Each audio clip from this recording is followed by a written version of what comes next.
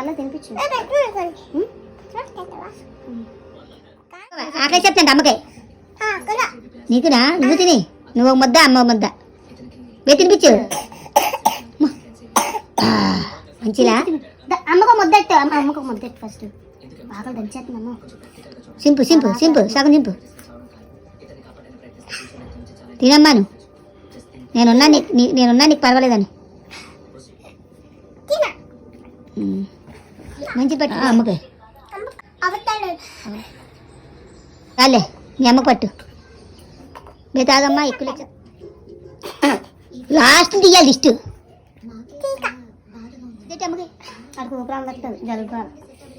లేదు తినిపించా గబ్బా, మరి ఆకలేసేస్తుందంట. ఎక్కువ ఎక్కువ తినిపించు.